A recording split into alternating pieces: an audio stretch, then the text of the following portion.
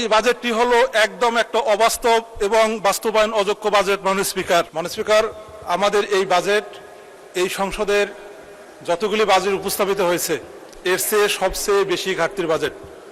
মাননীয় স্পিকার, 2006 সালে বেগম খালেদা জিয়ার নেতৃত্বে যে বাজেটটি পেশ করা হয়েছিল এই বাজেটটির আকার ছিল 69,740 কোটি টাকার।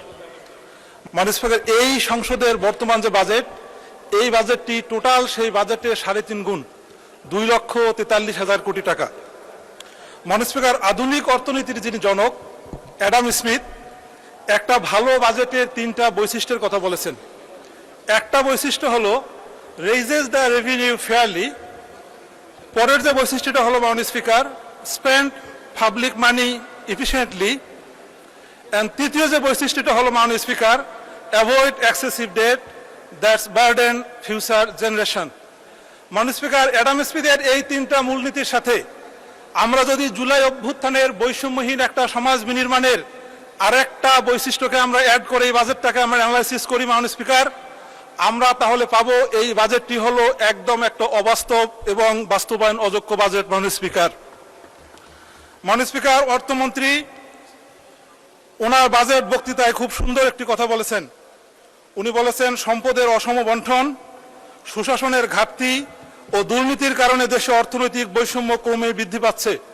কিন্তু দুঃখজনক হলো সত্য মাননীয় স্পিকার, এত সুন্দর বাস্তবধর্মী একটি বিষয় আইডেন্টিফাই হবার পরও মাননীয় অর্থমন্ত্রী কি করে এই বাজেটে দুর্নীতি বন্ধ হবে, কি করে এই বাজেটে সুশাসন প্রতিষ্ঠিত হবে, কি করে সম্পদের বণ্টন 300 আসনে সমানভাবে প্রতিষ্ঠিত হবে, এই ব্যাপারে এই বাজেটে কোনো দিক নির্দেশনা দেননি, কোনো পলিসি দেননি, কোনো স্ট্র্যাটেজি দেননি। মাননীয় স্পিকার, আমরা যদি লাস্ট 4 মাসের সরকারের বাজেট বাস্তবায়নের অবস্থা দেখি, আমরা দেখব মাননীয় স্পিকার 30 এপ্রিল ত্রাণ মন্ত্রণালয় থেকে যে বাজেট সরকারি দলকে দেওয়া হয়েছে বিরোধী দলকে সেটি দেওয়া হয়নি। মাননীয় প্রধানমন্ত্রীর নজরে নিয়ে আসার পরও মাত্র 10 থেকে 12% সেটি বাস্তবায়িত হয়েছে। 24 মে মাননীয় স্পিকার, সরকারি দলের মহিলা সদস্যদেরকে যে বাজেট দেওয়া হয়েছে বিরোধী দলের মহিলা সদস্যদেরকে সে বাজেট দেওয়া হয়নি। তার মানে মাননীয় স্পিকার, বাজেট বাস্তবায়নের ক্ষেত্রে ইতিমধ্যে 4 মাসের মধ্যে সরকারের বৈষম্য স্পষ্ট। তার চেয়েও বড় ব্যাপার মাননীয় স্পিকার, একটা পত্রিকায় নিউজ হয়েছে যে আগে ছিল গোপালগঞ্জ, গঞ্জ ঠিক আছে, গোপালের জায়গায় শুধুমাত্র শিব হয়ে গেছে, শিবগঞ্জ হয়ে গেছে। মাননীয় স্পিকার, এই শিবগঞ্জ আমাদের চাঁপাইনবাবগঞ্জের শিবগঞ্জ নয় মাননীয় স্পিকার, এটি হলো বগুড়া শিবগঞ্জ।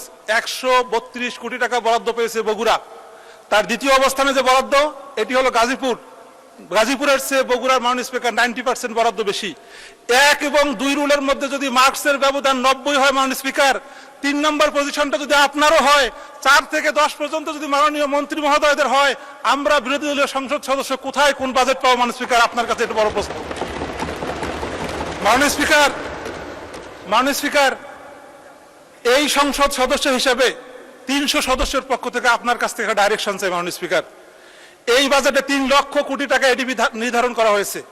মাননীয় স্পিকার, আপনি মাননীয় অর্থমন্ত্রীকে একটা ডাইরেকশন দিবেন, এই 3 লক্ষ কোটি টাকা যেন 300 আসনে সমানভাবে বিভক্ত হয়। এই 3 লক্ষ কোটি টাকার জন্য প্রত্যেকটা আসনে 1000 কোটি করে টাকা পায় মাননীয় স্পিকার। আপনার কাছ থেকে এই ধরনের একটি প্রোটেকশন আমরা আশা করি। মাননীয় স্পিকার, এই বাজেটটা একটা বৈষম্যের দলিল। উত্তরাঞ্চল এই বাজেটে একদম বৈষম্য শিকার হয়েছে। মাননীয় স্পিকার, তিস্তা প্রজেক্টের কথা বলা হয়েছে কিন্তু বাজেট নাই। কুড়িগ্রামের মধ্যে ইপিজেডের কথা বলা হয়েছে কিন্তু বাজেট নাই। মাননীয় স্পিকার, উত্তরাঞ্চলকে কৃষির হাব করা হবে, বাজেট অপ্রতুল। আমরা সেনানিবাসের কথা বলেছিলাম, উল্লেখ নাই। কুড়িগ্রামে একটা মেডিকেল কলেজ চেয়েছিলাম মাননীয় স্পিকার, এই বাজেটে তার কোনো অবস্থান নাই। মাননীয় স্পিকার, চিলমারি থেকে রৌমারি পর্যন্ত আমরা একটা সেতু চেয়েছিলাম, এই বাজেটের মধ্যে তার কোনো অবস্থান নেই। আমার নির্বাচনী আসনের মাননীয় স্পিকার 71 ভাগ রাস্তা কাঁচা, এই 71 ভাগ রাস্তা যে পাকা হবে এর কোনো গ্যারান্টি আমি বাজেটের মধ্যে খুঁজে পাই না মাননীয় স্পিকার। মাননীয় স্পিকার, এই কারণে আমি বলবো আমাদের সরকার এবং বিরোধী দলের দিকে না তাকিয়ে বাজেটটা যেন সুষমভাবে বন্টন হয় এই বিষয়টা আপনারা নিশ্চিত করবেন মাননীয় স্পিকার। মাননীয় স্পিকার, আমি দ্বিতীয় যে কথাটি বলতে চাই সেটি হলো এই বাজেটটা একেবারে অবাস্তব মাননীয় স্পিকার। 6,04,000 কোটি টাকার যে এনবিআর থেকে যে ট্যাক্স উঠানোর কথা বলা হচ্ছে মাননীয় স্পিকার, এটি গত বছরে 5,64,000 টার্গেট থেকে মাত্র 3,69,000 কোটি টাকা বাজেট ট্যাক্স উঠেছে। মাননীয় স্পিকার, আমাকে 2 মিনিট সময় বাড়িয়ে দিবেন প্লিজ।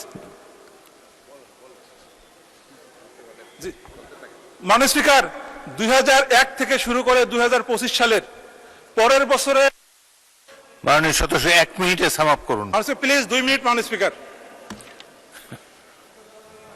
সময় মাননীয় স্পিকার 2 মিনিট প্লিজ মাননীয় স্পিকার। আচ্ছা বলেন 2 মিনিট। মাননীয় স্পিকার, এক বছর থেকে পরের বছরের রেভিনিউ যদি আমরা অ্যাসেস করি মাননীয় স্পিকার, সবচেয়ে বেশি রেভিনিউ ইনকাম হয়েছিল 2023 সালে, আগের বছরে 55,000 কোটি। মাননীয় স্পিকার, এই বাজেটটা বাস্তবায়ন কোনোভাবে সম্ভব না।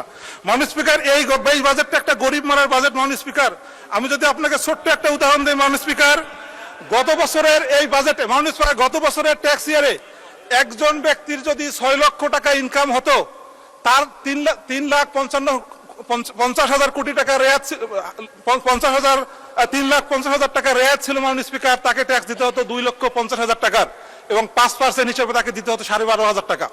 মাননীয় স্পিকার, মাননীয় অর্থমন্ত্রী মাত্র 25,000 টাকা বাড়িয়েছেন। 6 লক্ষ টাকা যার ইনকাম, তার এখন 2,25,000 টাকা 10% হারে ট্যাক্স দিতে হবে মাননীয় স্পিকার, 20,500 টাকা।